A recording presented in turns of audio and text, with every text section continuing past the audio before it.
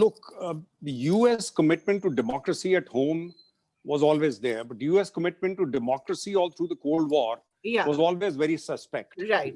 There is a famous statement of somebody saying, so and so is a bastard. Why are you supporting that dictator in Latin America? But And the he's US our president bastard. saying he is a bastard. Our bastard. So, during the Cold War, it was very selective. We've seen what happened in Pakistan.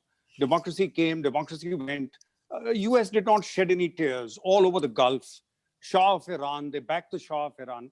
So therefore, it was only sort of, but then the opposition was coming from Soviet Union. The fight was not so much about systems as the communist ideology and the capitalist ideology. It was not so much about systems. Right. Whereas now in between US, when it became the dominant hegemon for almost 3 decades after 1991, they wasted an opportunity. They wasted so much money and so much material and lost so many lives trying to bring democracy to Afghanistan and Iraq. Right.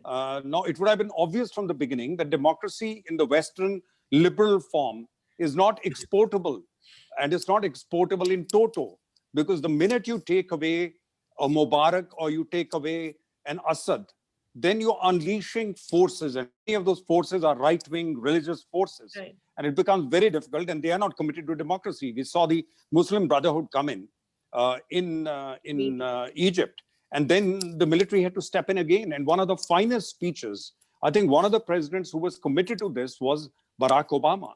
And his speech at Cairo University was a great speech. He went to Egypt because he saw when the Arab Spring started. Then as a cerebral being, he realized that if you have to counter radical Islam, then the argument that the only way to, that US is manipulating these dictators, that argument had to be countered. And the only way was you allow democratic forces to come up. And he thought that will be the answer to Al-Qaeda, answer to all these radical forces using violence.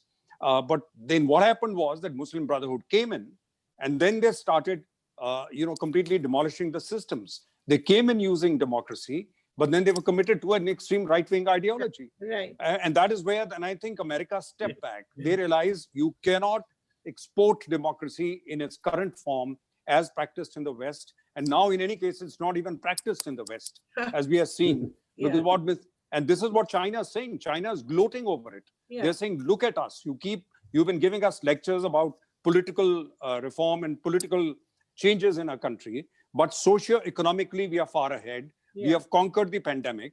Our economy is back on track. And you guys don't know, your nose from your tail yet.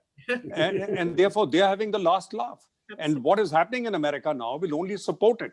So what kind of a model is it where you can't even decide how to conduct an election and do orderly change from one president to the next?